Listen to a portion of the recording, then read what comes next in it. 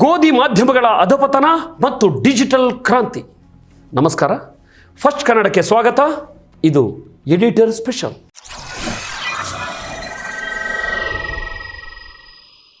ಸ್ನೇಹಿತರೆ, ರಾಷ್ಟ್ರ ರಾಜಧಾನಿ ದೆಹಲಿಯ ಬೀದಿಗಳಲ್ಲಿ ಇವತ್ತು ರಕ್ತ ಹರಿಯುತ್ತಿದೆ. ದೇಶದ ಭವಿಷ್ಯ ಅಂದುಕೊಂಡಿರೋ ಲಕ್ಷಾಂತರ ಯುವಕರು ತಮ್ಮ ಹಕ್ಕಿಗಾಗಿ, ತಮ್ಮ ಭವಿಷ್ಯಕ್ಕಾಗಿ ರೋಡ್ಗೆ ಇಳಿದು ಹೋರಾಟ ಮಾಡ್ತಿದ್ದಾರೆ. ಶಿಕ್ಷಣ ವ್ಯವಸ್ಥೆಯಲ್ಲಿರೋ ಹೆಜ್ಜೆ ಹೆಜ್ಜೆಯ ಅಕ್ರಮ, ಸಾಲು ಸಾಲಾಗಿ ಆಗ್ತಿರೋ ನೀಟ್ ಪೇಪರ್ ಲೀಕ್ಸ್, ನಿರುದ್ಯೋಗ ಮತ್ತು ಯುವಕರ ಆತ್ಮಹತ್ಯೆಗಳ ವಿರುದ್ಧ ಶಾಂತಿಯುತವಾಗಿ ಮಾರ್ಚ್ ಹೊರಟಿದ್ದ ವಿದ್ಯಾರ್ಥಿಗಳ ಮೇಲೆ ಪೊಲೀಸರು ಲಾಠಿ ಬೀಸಿದ್ದಾರೆ, ಅಮಾನುಷವಾಗಿ ಹಲ್ಲೆ ಮಾಡಿದ್ದಾರೆ. ಆದರೆ ಇಡೀ ದೇಶ ಉರಿತಿದ್ರೆ ನಿಮ್ಮ ಮನೆಯಲ್ಲಿರೋ ಟಿವಿ ನ್ಯೂಸ್ ಚಾನೆಲ್ಗಳಲ್ಲಿ ಏನು ಪ್ಲೇ ಆಗ್ತಿದೆ ಗೊತ್ತಾ? ಯಾರೋ ಒಬ್ಬರ ಅಂತ್ಯ ಸಂಸ್ಕಾರದ ಸುದ್ದಿ, ಶ್ರದ್ಧಾಂಜಲಿಗಳ ಹೈಲೈಟ್ಸ್, ಇಲ್ಲವೇ ಕ್ರಿಕೆಟಿಗರ ಪರ್ಸನಲ್ ಲೈಫ್. ದೇಶದ ಹಿತಾಸಕ್ತಿ ಕಾಪಾಡಬೇಕಾದ, ಜನಸಾಮಾನ್ಯರ ಧ್ವನಿಯಾಗಬೇಕಾದ ಭಾರತದ ಮುಖ್ಯವಾಹಿನಿ ಮಾಧ್ಯಮಗಳು ಅಥವಾ ಗೋಧಿ ಮೀಡಿಯಾ ಇವತ್ತು ಪ್ರಭುತ್ವದ ಕಾಲಬುಡದಲ್ಲಿ ಬಿದ್ದು ಗುಲಾಮಗಿರಿ ಮಾಡ್ತಿವೆ. ಇವತ್ತು ಈ ವಿಡಿಯೋದಲ್ಲಿ ದೆಹಲಿ ಬೀದಿಯಲ್ಲಿ ನಿಜವಾಗಿ ನಡೆದಿದ್ದೇನು, ಪ್ರೊಟೆಸ್ಟ್ ಮಾಡ್ತಿದ್ದ ಯುವಕರನ್ನ ವಿಲನ್ ಮಾಡೋಕೆ ಮೈನ್ ಸ್ಟ್ರೀಮ್ ಮೀಡಿಯಾಗಳು ಏನೆಲ್ಲ ಚಕ್ರವ್ಯೂಹ ರಚಿಸಿದ್ವು, ಮತ್ತು ಈ ಕಪಟ ಮಾಧ್ಯಮಗಳ ಮುಖವಾಡ ಕಳಚಿ ಯೂಟ್ಯೂಬ್ ಹಾಗೂ ಸ್ವತಂತ್ರ ಡಿಜಿಟಲ್ ಮಾಧ್ಯಮಗಳು ಹೊಸ ಮುಖ್ಯವಾಹಿನಿಯಾಗಿ ಹೇಗೆ ಹೊರಹೊಮ್ಮಿದ್ವು ಅನ್ನೋ ಕಂಪ್ಲೀಟ್ ಇನ್ಸೈಡ್ ಸ್ಟೋರಿಯನ್ನು ಬಿಚ್ಚಿಡ್ತೀವಿ. ವಿಡಿಯೋ ಕೊನೆವರೆಗೂ ನೋಡಿ.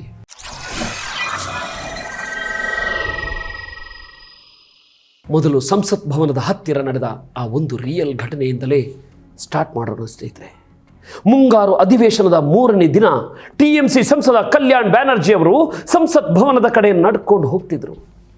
ಅಲ್ಲಿಗೆ ಓಡಿ ಬಂದ ಮುಖ್ಯವಾಹಿನಿ ಮಾಧ್ಯಮಗಳ ರಿಪೋರ್ಟರ್ಸ್, ಸರ್, ಪತ್ರಕರ್ತರ ಮೇಲೆ ಅಟ್ಯಾಕ್ ಆಗಿದೆ, ವಿದ್ಯಾರ್ಥಿಗಳು ನಮ್ಮ ಮೇಲೆ ಹಲ್ಲೆ ಮಾಡಿದ್ದು ಸರಿನಾ ಅಂತ ಬಲಿಪಶುಗಳ ಥರ ಪ್ರಶ್ನೆ ಕೇಳಿದ್ರು. ಅವರ ಪ್ಲಾನ್ ಏನಿತ್ತು ಅಂದರೆ, MP ಬಾಯಲ್ಲಿ ವಿದ್ಯಾರ್ಥಿಗಳ ವಿರುದ್ಧ ಒಂದು ಸ್ಟೇಟ್ಮೆಂಟ್ ತೆಗೆಸ್ಕೊಂಡು ದಿನವಿಡೀ ಚಾನೆಲ್ನಲ್ಲಿ ಹಾಕಿ ಯುವಕರನ್ನ ಗೂಂಡಾಗಳು ಅಂತ ಬ್ರ್ಯಾಂಡ್ ಮಾಡೋದು. ಆದರೆ ಕಲ್ಯಾಣ್ ಬ್ಯಾನರ್ಜಿ ಮುಖಕ್ಕೆ ಹೊಡೆದಂತೆ ಏನು ಹೇಳಿದ್ರು ಗೊತ್ತಾ? ನೀವ್ಯಾಕೆ ಹಲ್ಗೋದ್ರಿ? ನೀವು ಗೋಧಿ ಮೀಡಿಯಾದವರು ಅಂತ ಅವ್ರಿಗೆ ಚೆನ್ನಾಗಿ ಗೊತ್ತು. ದೇಶದ ಯುವಕರ ಜೀವನದ ಜೊತೆ, ಅವರ ಫ್ಯೂಚರ್ ಜೊತೆ ನೀವು ಹೀಗೆ ಆಟವಾಡಿದ್ರೆ ಅವರು ಆಕ್ರೋಶಗೊಳ್ಳದೆ ಇನ್ನೇನು ಮಾಡ್ತಾರೆ? ಅವ್ರು ಮಾಡಿದ್ದು ಸರಿಯಾಗಿಯೇ ಇದೆ ಅಂತ ಲೈವ್ನಲ್ಲೇ ಚಾಟಿ ಬೀಸಿದ್ರು. देश का छोटा छोटा लड़का का साथ आप लोग ऐसा करेगा, क्यों वो लोग नहीं करेगा? दादा, उन छोटे लड़कों ने जर्नलिस्ट के साथ जो किया, हमारा एक रिपोर्टर था, उसको रॉब किया, असॉल्ट किया. आप क्यों किया उधर अंदर में? तो नहीं आपको नहीं, नहीं उनका वो लोग जानते हैं जो आप लोग गोदी मीडिया का आदमी है. आप नहीं वो लोग जानते हैं आप लोग गोदी मीडिया का, आप गोदी मीडिया का आदमी है. असॉल्ट किया जाएगा, आप जस्टिफाई करिए. वो लोग जो कर रहा है ठीक कर रहा है. आइए सर. ಇಷ್ಟಕ್ಕೆ ನಿಲ್ಲಲಿಲ್ಲ ಸ್ನೇಹಿತರೆ ಈ ಮೀಡಿಯಾಗಳ ಹುನ್ನಾರ. ಜಂತರ್ ಮಂತರ್ನಿಂದ ಬಂದೋಬಸ್ತ್ ನಡುವೆ ಶಾಂತಿಯುತವಾಗಿ ಹೊರಟಿದ್ದ ಯುವ ಜನತೆಯ ಮೆರವಣಿಗೆಯ ಮೇಲೆ ಕಲ್ಲು ತೂರಾಟ ನಡೆಯಿತು ಅಂತ ಪ್ರೂವ್ ಮಾಡೋಕೆ ಪ್ರೊಟೆಸ್ಟ್ ನಡೆಯೋ ಜಾಗದಲ್ಲಿ ಕಲ್ಲು ತುಂಬಿದ್ದ ಒಂದು ದೊಡ್ಡ ಟ್ರಂಕ್ ತಂದು ನಿಲ್ಲಿಸಲಾಯಿತು. 2-3 ಹಳೆ ವಾಹನಗಳನ್ನು ಅಲ್ಲಿ ನಿಲ್ಲಿಸಿ ಅದರ ಗ್ಲಾಸ್ ಹೊಡೆದು ವಿಡಿಯೋ ಮಾಡಿ ಚಾನೆಲ್ಗಳಿಗೆ ಕಳುಹಿಸಲಾಯಿತು. ವಿಷಯ ಏನಪ್ಪ ಅಂದರೆ, ವಿದ್ಯಾರ್ಥಿಗಳ ಮೆರವಣಿಗೆ ಆರಂಭವಾಗೋದಕ್ಕೆ ಮುಂಚೆಯೇ, ಎಸ್ ಹೌದು, ಪ್ರೊಟೆಸ್ಟ್ ಸ್ಟಾರ್ಟ್ ಆಗೋಕ್ಕೆ ಮುಂಚೆಯೇ ಪ್ರತಿಷ್ಠಿತ ನ್ಯೂಸ್ ಏಜೆನ್ಸಿಗಳು ಪೊಲೀಸರತ್ತ ಕಲ್ಲು ತೂರಾಟ, ಹಲವರಿಗೆ ಗಾಯ, ಆಸ್ಪತ್ರೆಗೆ ದಾಖಲು ಅಂತ ಬ್ರೇಕಿಂಗ್ ನ್ಯೂಸ್ ಹಾಕಿಬಿಟ್ಟಿದ್ವು. ಅಂದರೆ ಸುಳ್ಳು ವರದಿ ಮಾಡೋಕ್ಕೆ ಸ್ಕ್ರಿಪ್ಟ್ ಮೊದಲೇ ರೆಡಿಯಾಗಿತ್ತು ಅಲ್ವಾ? ಶಾಂತಿಯುತವಾಗಿ ಧ್ವನಿ ಎತ್ತಿದ ಯುವಕರನ್ನ ತಡೆಯೋಕೆ ದೆಹಲಿ ಪೊಲೀಸರು ಇಡೀ ಏರಿಯಾವನ್ನ ಬ್ಯಾರಿಕೇಡ್ಗಳಿಂದ ಬಂದೋಬಸ್ತ್ ಮಾಡಿದ್ರು. ಕೇವಲ ಬ್ಯಾರಿಕೇಡ್ ಅಲ್ಲ ಸ್ನೇಹಿತರೆ, ಶಸ್ತ್ರಸಜ್ಜಿತರಾಗಿ ನಿಂತ್ಕೊಂಡ್ರು. ವಿದ್ಯಾರ್ಥಿಗಳು ಮುಂದೆ ಸಾಗುತ್ತಿದ್ದಂತೆ ಸ್ವತಃ ಪೊಲೀಸರೇ ಗೊಂದಲ ಸೃಷ್ಟಿಸಿ ಏಕಾಏಕಿ ಲಾಠಿ ಚಾರ್ಜ್ ಶುರು ಮಾಡಿದ್ರು. ನಮ್ಮದೇ ದೇಶದ ಮಕ್ಕಳು, ನಮ್ಮದೇ ಮನೆಯ ಯುವಕರು ಎನ್ನದೇ ಅವರ ಮೇಲೆ ಮಾರಣಾಂತಿಕವಾಗಿ ಹಲ್ಲೆ ನಡೆಸಿದ್ರು ಸ್ನೇಹಿತರೆ. ಈ ಕ್ರೌರ್ಯವನ್ನ ಯಥಾವತ್ ವರದಿ ಮಾಡಬೇಕಾದ, ವಿದ್ಯಾರ್ಥಿಗಳ ಪರವಾಗಿ ನಿಂತು ಸರ್ಕಾರವನ್ನು ಪ್ರಶ್ನಿಸಬೇಕಾದ ಟಿವಿ ಚಾನೆಲ್ಗಳು ಎಲ್ಲಿದ್ವು ಗೊತ್ತಾ? ಪ್ರಭುತ್ವದ ಅಡಿಯಾಳಾಗಿ ಪವಡಿಸಿದ್ವು. ಏಟು ತಿಂದ ರಕ್ತ ಹರಿಸಿದ ಯುವಕರನ್ನ ಇಂಟರ್ವ್ಯೂ ಮಾಡೋ ಬದಲು ಆಸ್ಪತ್ರೆಯಲ್ಲಿದ್ದ ಪೊಲೀಸರನ್ನ ಮಾತ್ರ ತೋರಿಸಿ, ನೋಡಿ ಪೊಲೀಸರ ಮೇಲೆ ದೌರ್ಜನ್ಯ ನಡೆಯಿತು ಅಂತ ಹೆಡ್ಲೈನ್ಸ್ ಹಾಕಿದ್ವು. ಅದರಲ್ಲೂ ಟೈಮ್ಸ್ ಆಫ್ ಇಂಡಿಯಾ ಪತ್ರಿಕೆ ಅಂತೂ ಈ ಸುಳ್ಳನ್ನೇ ಮುಖಪುಟದ ಅಂದರೆ ಫ್ರಂಟ್ ಪೇಜ್ ಸುದ್ದಿಯನ್ನಾಗಿ ಪ್ರಿಂಟ್ ಮಾಡ್ತು. ಆಮೇಲೆ ಪ್ರೊಫೆಸರ್ ಯೋಗೇಂದ್ರ ಯಾದವ್ ಅವರು ಈ ಸುಳ್ಳು ಸುದ್ದಿಯನ್ನು ಹೆಕ್ಕಿ ತೆಗೆದು ಇವರ ಕಪಟ ಪತ್ರಿಕಾ ಧರ್ಮವನ್ನು ದೇಶದ ಮುಂದೆ ಬೆತ್ತಲೆ ಮಾಡಿದ್ದು ಈಗ ಹಿಸ್ಟ್ರಿ. ಆದರೆ ಈ ಬಾರಿ ಮೈನ್ ಸ್ಟ್ರೀಮ್ ಮೀಡಿಯಾಗಳ ಕೈಯಲ್ಲಿದ್ದ ನೆರೇಟಿವ್ ಸೆಟ್ ಮಾಡೋ ಪವರ್ ಕಸಿದುಕೊಂಡಿದ್ದು ಇದೇ ಯುವಕರು. ಮಾಧ್ಯಮಗಳು ತಮ್ಮ ಅಳಲನ್ನು ಆಲಿಸಲ್ಲ ಅಂತ ಗೊತ್ತಾದ ತಕ್ಷಣ ವಿದ್ಯಾರ್ಥಿಗಳು ತಾವೇ ಖುದ್ದು ಸಿಟಿಸನ್ ಜರ್ನಲಿಸ್ಟ್ಗಳಾದರು. ಅವರ ಕೈಯಲ್ಲಿದ್ದ ಮೊಬೈಲ್ಗಳೇ ಕ್ಯಾಮರಾಗಳಾದವು. ಪೊಲೀಸರ ಕ್ರೌರ್ಯ, ಬಾಡಿಗೆ ಗೂಂಡಾಗಳು ವಿದ್ಯಾರ್ಥಿಗಳ ಮೇಲೆ ನಡೆಸಿದ ಅಟ್ಯಾಕ್ ಎಲ್ಲವನ್ನ ಲೈವ್ ರೆಕಾರ್ಡ್ ಮಾಡಿ ಸೋಷಿಯಲ್ ಮೀಡಿಯಾಗೆ ಅಪ್ಲೋಡ್ ಮಾಡಿದ್ರು ನೋಡಿ. ದೆಹಲಿ ಪೊಲೀಸರು ಮತ್ತು ಸರ್ಕಾರದ ಕರಾಳ ಮುಖ ಜಗತ್ತಿಗೆ ಗೊತ್ತಾಗಿದ್ದೇ ಈ ಯೂಸರ್ ಜನರೇಟೆಡ್ ವಿಡಿಯೋಗಳಿಂದ. ಈ ಗೋಧಿ ಮೀಡಿಯಾಗಳ ಮಿತಿ ಮೀರಿದ ಕ್ರೌರ್ಯ ಎಲ್ಲಿಗೆ ಹೋಯ್ತು ಅಂದರೆ, ತಮ್ಮ ಹಕ್ಕಿಗಾಗಿ ಹೋರಾಡ್ತಿದ್ದ ವಿದ್ಯಾರ್ಥಿಗಳಿಗೆ ಏನೆಲ್ಲ ಲೇಬಲ್ ಹಚ್ಚಿದ್ರು ಗೊತ್ತಾ? ಸೋನಂ ವಾಂಗ್ಚುಕ್ ಅವರಿಗೆ ಚೈನಾ ಏಜೆಂಟ್ ಅಂದ್ರು, ಅಭಿಜಿತ್ ದೀಪ್ಕೆ ಅವರಿಗೆ ಅಮೆರಿಕ ಏಜೆಂಟ್ ಅಂದ್ರು. ಪ್ರೊಟೆಸ್ಟ್ ಮಾಡೋ ವಿದ್ಯಾರ್ಥಿಗಳನ್ನ ಜಿರಳೆ ಗ್ಯಾಂಗ್, ಖಲಿಸ್ತಾನಿ, ಬಾಂಗ್ಲಾದೇಶಿ ಉಗ್ರರು, LTTE ಫಾರಿನ್ ಫಂಡ್ ತಗೊಂಡಿರೋರು ಅಂತ ಸ್ಟುಡಿಯೋದಲ್ಲಿ ಕುಳಿತು ಕತೆ ಹೇಳಿದ್ರು. ಸುಳ್ಳನ್ನೇ 100 ಬಾರಿ ಕೂಗಿ ಹೇಳಿ ಜನರ ಕಣ್ಣಿಗೆ ಮಣ್ಣೆರಚೋಕೆ ನೋಡಿದ್ರು. ಇಷ್ಟೆಲ್ಲ ರಕ್ತಪಾತವಾಗ್ತಿರುವಾಗ, ವಿದ್ಯಾರ್ಥಿಗಳು ಬೀದಿಯಲ್ಲಿ ಹೆಣವಾಗ್ತಿರುವಾಗ, ಈ ಮಾಧ್ಯಮಗಳ ರಿಪೋರ್ಟರ್ಸ್ ಮುಖಕ್ಕೆ ಬಟ್ಟೆ ಕಟ್ಕೊಂಡು ಕದ್ದು ಮುಚ್ಚಿ ಜಂತರ್ ಮಂತರ್ಗೆ ಬಂದು ಮತ್ತೆ ಸರ್ಕಾರದ ಪರ ಸುದ್ದಿ ಮಾಡೋಕೆ ಆವಣಿಸ್ತಿದ್ರು. ಆದರೆ ಆಕ್ರೋಶಗೊಂಡಿದ್ದ ವಿದ್ಯಾರ್ಥಿಗಳು ಈ ಪತ್ರಕರ್ತರನ್ನ ಸುಮ್ಮನೆ ಬಿಡಲಿಲ್ಲ ಸ್ನೇಹಿತರೆ. ಅವರ ಕ್ಯಾಮರಾಗಳಿಗೆ ರಟ್ಟುಗಳನ್ನು ಅಡ್ಡ ಹಿಡಿದು ನಿಮ್ಮ ಕಪಟ ಸೇವೆ ನಮಗೆ ಸಾಕು ಅಂದ್ರು. ಅವರ ಜೇಬಿಗೆ ದುಡ್ಡು ತುರುಕಿ ತಗೊಳ್ಳಿ ದುಡ್ಡು, ಹೋಗಿ ನೈಜ ಸುದ್ದಿ ಮಾಡಿ ಅಂತ ಅಗೌರವ ತೋರಿದ್ರು. ಕೊನೆಗೆ ಇಡೀ ಪ್ರೊಟೆಸ್ಟ್ ಜಾಗದಲ್ಲಿ ಒಂದೇ ಧ್ವನಿ ಮೊಳಗಿತು, ಗೋ ಬ್ಯಾಕ್, ಗೋ ಬ್ಯಾಕ್, ಗೋಧಿ ಮೀಡಿಯಾ ಗೋ ಬ್ಯಾಕ್.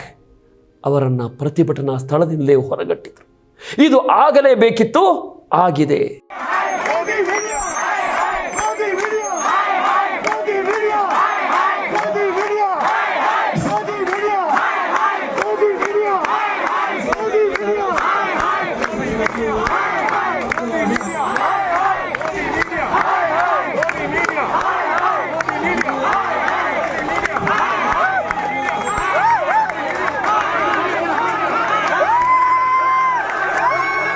ಸ್ನೇಹಿತರೆ, ದಶಕಗಳಿಂದ ದೊಡ್ಡ ದೊಡ್ಡ ಕಾರ್ಪೊರೇಟ್ ಬಂಡವಾಳಶಾಹಿಗಳು ಮತ್ತು ಉದ್ಯಮಿಗಳು ಈ ಮಾಧ್ಯಮ ಕ್ಷೇತ್ರವನ್ನು ಕಂಟ್ರೋಲ್ ಮಾಡ್ತಿದ್ದಾರೆ. ಕೋಟಿ ಕೋಟಿ ರೂಪಾಯಿ GST ಮತ್ತು ಸರ್ಕಾರಿ ಜಾಹೀರಾತುಗಳ ಮೇಲೆ ಅವಲಂಬಿತವಾಗಿರೋ ಈ TV ಚಾನೆಲ್ಗಳು ಸರ್ಕಾರದ ವಿರುದ್ಧ ಒಂದೇ ಒಂದು ಸಾಲು ಮಾತಾಡೋಕೆ ಹೆದರ್ತಾವೆ. ನಿರುದ್ಯೋಗ, ಎಕ್ಸಾಮ್ ಲೀಕೇಜ್, ಎಜುಕೇಷನ್ ಸಿಸ್ಟಮ್ ವೈಫಲ್ಯಗಳಂತಹ ರಿಯಲ್ ಇಶ್ಯೂಗಳನ್ನು ಮರೆಮಾಚಿ ಜನರನ್ನು ದಿಕ್ಕು ತಪ್ಪಿಸೋ ವಿವಾದಾತ್ಮಕ ಡಿಬೇಟ್ಗಳನ್ನೇ ಪ್ರೈಮ್ ಟೈಮ್ನಲ್ಲಿ ಪ್ರಸಾರ ಮಾಡೋದು ಇವರ ಚಾಳಿಯಾಗಿದೆ. ಸೋಷಿಯಲ್ ಮೀಡಿಯಾದಲ್ಲಿ ಇವರು ಹಾಕೋ ಪೋಲ್ಗಳನ್ನು ನೋಡಿ ಪೊಲೀಸರ ಮೇಲೆ ದೌರ್ಜನ್ಯ ಎಸಗಿದ ಯುವಕರು ಇದು ಸರಿನಾ ತಪ್ಪಾ? ಪ್ರಧಾನಿ ಮನೆ ಬಳಿ ಪ್ರೊಟೆಸ್ಟ್ ಮಾಡಿದ್ದು ಸರಿನಾ? ಇದು ಜನರನ್ನ ದಿಕ್ಕು ತಪ್ಪಿಸುವ ಹುನ್ನಾರವಲ್ಲದೆ ಮತ್ತೇನಲ್ಲ ಸ್ನೇಹಿತರೆ. ಆದರೆ ನ್ಯೂಸ್ ಚಾನೆಲ್ಗಳು ಪ್ರಜಾಪ್ರಭುತ್ವದ ಕಾವಲು ನಾಯಿಗಳಂತೆ, ಅಂದರೆ ವಾಚ್ ಡಾಗ್ಸ್ ಅಂತೆ ವರ್ತಿಸೋದು ಬಿಟ್ಟು ಗುಲಾಮರಂತೆ ವರ್ತಿಸಲು ಶುರು ಮಾಡಿದಾಗ ಸೃಷ್ಟಿಯಾದ ಆ ಶೂನ್ಯತೆಯನ್ನು ತುಂಬಿದ್ದು ಯಾರು ಗೊತ್ತಾ? ಇದೇ ಯೂಟ್ಯೂಬ್ ಮತ್ತು ಡಿಜಿಟಲ್ ಸ್ವತಂತ್ರ ಮಾಧ್ಯಮಗಳು. ಇವತ್ತು ಯಾವುದೇ ಕಾರ್ಪೊರೇಟ್ ಫಂಡಿಂಗ್ ಇಲ್ಲದೆ ಸಾರ್ವಜನಿಕರ ಬೆಂಬಲದಿಂದ, ಅಂದರೆ ಕ್ರೌಡ್ ಫಂಡಿಂಗ್ನಿಂದಲೇ ನಡೆಯೋ ಯೂಟ್ಯೂಬರ್ಗಳು, ಡಿಜಿಟಲ್ ಜರ್ನಲಿಸ್ಟ್ಗಳು ಕೈಯಲ್ಲಿ ಮೈಕ್ರೋಫೋನ್ ಹಿಡಿದು ನೇರವಾಗಿ ಗ್ರೌಂಡ್ಗೆ ಇಳಿದಿದ್ದಾರೆ. ಕೋಟಿಗಟ್ಟಲೆ ಬಂಡವಾಳ ಹೂಡಿದ TV ಚಾನೆಲ್ಗಳು ಮಾಡಲಾಗದ ಕೆಲಸವನ್ನ ಇವತ್ತು ಒಬ್ಬ ಸ್ವತಂತ್ರ ಪತ್ರಕರ್ತ ತನ್ನ ಮೊಬೈಲ್ ಮೂಲಕ ಮಾಡಿ ತೋರಿಸ್ತಿದ್ದಾನೆ. ಲಕ್ಷಾಂತರ ಮತ್ತು ಕೋಟ್ಯಾಂತರ ಸಬ್ಸ್ಕ್ರೈಬರ್ಸ್ ಹೊಂದಿರೋ ಈ ಯೂಟ್ಯೂಬ್ ಚಾನೆಲ್ಗಳು ಸಾಂಪ್ರದಾಯಿಕ ನ್ಯೂಸ್ ಚಾನೆಲ್ಗಳಿಗಿಂತ 10 ಪಟ್ಟು ಹೆಚ್ಚು ಪ್ರಭಾವ ಬೀರ್ತಿವೆ. ಇವತ್ತು ಪ್ರಜಾಪ್ರಭುತ್ವದ 4ನೇ ಅಂಗದ ನಿಜವಾದ ಕಾವಲುಗಾರರಾಗಿ ಹೊರಹೊಮ್ಮಿರೋದು ಈ ಸ್ವತಂತ್ರ ಡಿಜಿಟಲ್ ಮಾಧ್ಯಮಗಳೇ. ಸ್ವಾತಂತ್ರ್ಯ ನಂತರ ಭಾರತದ ಪತ್ರಿಕೋದ್ಯಮ ಈ ಮಟ್ಟಿನ ಹೀನಾಯ ಸ್ಥಿತಿಗೆ, ಸಾರ್ವಜನಿಕ ಅವಹೇಳನಕ್ಕೆ, ಅವಮಾನಕ್ಕೆ ಎಂದೂ ತುತ್ತಾಗಿರಲಿಲ್ಲ. ಪ್ರಸ್ತುತ ಭಾರತೀಯ ಪತ್ರಿಕೋದ್ಯಮ ದೇಶದ ಹಿತಾಸಕ್ತಿಗೆ ವಿರುದ್ಧವಾಗಿ ಜನ ವಿರೋಧಿಯಾಗಿ ಬದಲಾಗಿದೆ. ಒಂದು ಅಧ್ಯಯನ ವರದಿಯ ಪ್ರಕಾರ 82% ಭಾರತೀಯ ಮಾಧ್ಯಮಗಳು ಆಡಳಿತ ಪಕ್ಷದ ಪರವಾಗಿಯೇ ಒಲವು ಹೊಂದಿವೆ ಅನ್ನೋ ಆರೋಪವಿದೆ. ಇದು ಕೇವಲ ರಾಜಕೀಯ ಆರೋಪವಲ್ಲ ಸ್ನೇಹಿತರೆ, ನಮ್ಮ ದೇಶದ ಪ್ರಜಾಪ್ರಭುತ್ವದ ಅಡಿಪಾಯಕ್ಕೆ ಬಿದ್ದಿರುವ ದೊಡ್ಡ ಪೆಟ್ಟು. ಪ್ರಜಾಪ್ರಭುತ್ವದಲ್ಲಿ ಮಾಧ್ಯಮದ ಕೆಲಸ ಪ್ರಭುತ್ವದ ಪರ ಭಜನೆ ಮಾಡೋದಲ್ಲ, ಸತ್ಯದ ಪರ ನಿಲ್ಲೋದು, ಸರ್ಕಾರವನ್ನು ಪ್ರಶ್ನಿಸೋದು, ಅಸಹಾಯಕರ ದನಿಯಾಗೋದು. ಆದರೆ ಈ TV ಚಾನೆಲ್ಗಳು ಇವತ್ತು ಸರ್ಕಾರ ನೀಡೋ ಬಿಸ್ಕೆಟ್ಗೆ ಆಸೆ ಬಿದ್ದು ಗುಲಾಮರಾಗಿ ಬದಲಾಗಿವೆ. ಹಾಗಾಗಿ ಪತ್ರಿಕೋದ್ಯಮಕ್ಕೆ ಅಂಟಿರೋ ಈ ಗೋಧಿ ರೋಗಕ್ಕೆ ಮದ್ದು ಅರಿಯಲೇಬೇಕಿದೆ. ದೇಶದ ಯುವಜನತೆ ಕೂಗಿದ ಗೋ ಬ್ಯಾಕ್ ಗೋಧಿ ಮೀಡಿಯಾ ಘೋಷಣೆ 100ಕ್ಕೆ 100 ಸರಿಯಾಗಿದೆ ಸ್ನೇಹಿತರೆ.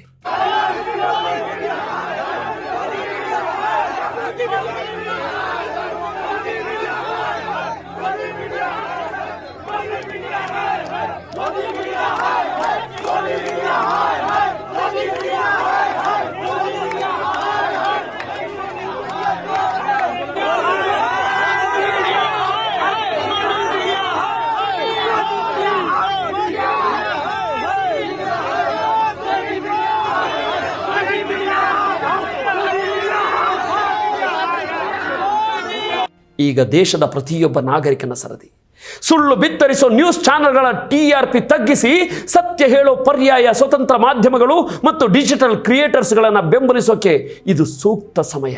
ಈ ವಿಡಿಯೋ ಬಗ್ಗೆ ನಿಮ್ಮ ಅಭಿಪ್ರಾಯವೇನು? ಮುಖ್ಯವಾಹಿನಿ ಮಾಧ್ಯಮಗಳ ಈ ಧೋರಣೆ ಬಗ್ಗೆ ನೀವು ಏನು ಅಂದ್ಕೊಳ್ತೀರಾ? ಕೆಳಗೆ ಕಮೆಂಟ್ ಮಾಡಿ ತಿಳಿಸಿ. ವಿಡಿಯೋನ ಪ್ರತಿಯೊಬ್ಬ ಯುವಕರಿಗೂ ಶೇರ್ ಮಾಡಿ ಜಾಗೃತಿ ಮೂಡಿಸಿ. ನೋಡ್ತಾ ಇರಿ ಫಸ್ಟ್ ಕನ್ನಡ. ಆಗೋದೆಲ್ಲ ಒಳ್ಳೆಯದಕ್ಕೆ. ನಮಸ್ಕಾರ.